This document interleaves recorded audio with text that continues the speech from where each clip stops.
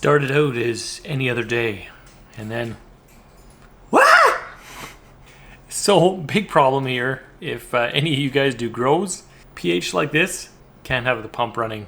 I'll show you how I use the Meross Wi-Fi switch to fix this problem.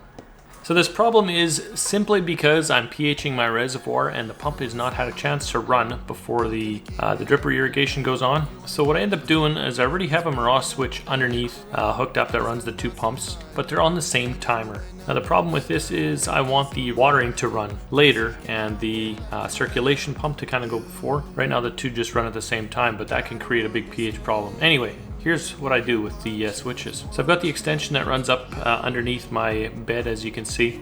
And what I'm going to do is I'm just going to take the one that's out of the wall, pop that one in there, program another Meross switch with the Wi-Fi, and then I can control them both separately so I won't have these pH problems in my reservoir anymore. The Meross switch is pretty simple to get going with.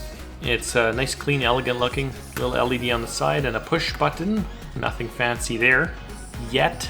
To get started, if you haven't already ordered the switch, I'll throw a link down below for exactly the one that I'm using here today. You'll also need to download the app to your smartphone, so make sure you pick that thing up. Then just take your Meross plug, chuck that thing into the wall, and after a few seconds you should see a blinking LED, and that lets you know that this thing is ready to pair up with the app on your phone. So we'll get the app going on our phone, click on the plus sign and go down to the little smart plug, or if you used a different sensor, go on that. Click on the next there, and now you have to switch your Wi-Fi over on your phone, which is pretty straightforward. There'll be something named Meross blah blah blah blah blah. Connect to that. You might also get the error message as well on the newer phones, prompting you that there's no Wi-Fi or there's no network connectivity available. Just go ahead and click OK to that. At this point you can go back to your Meross app, name the device whatever you want to name this thing, and you can save that and continue on. Pick an icon, whatever you want here, chuck that thing in there, and then connect to your home Wi-Fi. I've sped this up because that did take a little bit. And away you go. I mean, that wasn't painful. There's your switch, named as you wanted on your Meross app. If it does prompt you to do a firmware update, go ahead and grab that. That'll take about 2 minutes, just like it says on the screen. It's actually pretty accurate.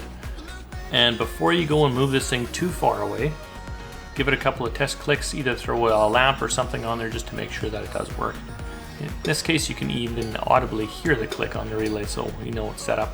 Then I'll pull this thing out of the wall, and we're going to head back to the plant room, and I'll show you what I do to fix the problem up here. So, as mentioned earlier, take the second Meross switch, and that goes up underneath my grow bed, and now I have two independent pump controls available for my plants. Now, if you've already got your Meross switch set up and this is all you want, that's about all I got for you. If you want to see how I set it up with Webcore, you can continue watching. It's another minute and a half, 2 minutes or so. To start here, I go to SmartThings and I find the smart plug that we've already just installed, and I move it to the correct room. And like any of the devices here, for some reason some of them you have to rename, so I'm going to quickly just chuck in a name here just so I don't lose track. As you can see, I've got a lot of different devices already hooked up. I'm loving these switches, clearly. I started using them about a year ago and haven't looked back. Once you got it renamed to whatever you want, click on the automations on the bottom, go to Webcore and available devices. Then I know this is in group number 2. You can just go ahead and find whatever switches you have and make sure you enable them there. And this will pass it on to the Webcore app so you can use whatever functionality you want. Click next till the nexts run out, then cancel your way out. Very unintuitive. Discard to make it stick somehow. Great. Thank you for that. Now that we got that all set up and running, I go back to the PC here. I prefer the interface on the computer much more than I do on the little app. And I'll open up my Webcore. And because I know this is going to be in a very similar times as the circulate pumps I already have going, I'm just going to copy the grow water piston instead of making a new one from scratch, and then just modify first off the pumps. I'm going to change the grow room water pump here to grow room circulation. And I'll do this for all of them, and I won't bore you with making you watch all of them. Then I'll go and I'll quickly change up the times, and I'm going to run it about 15 minutes prior just to mix the solution around to make sure my pH solutions are all stable. I'll change that for all of them as well.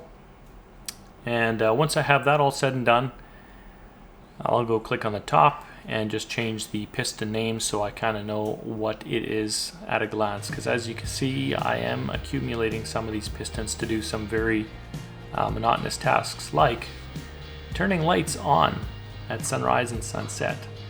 There's a video about that going to be posted on the side.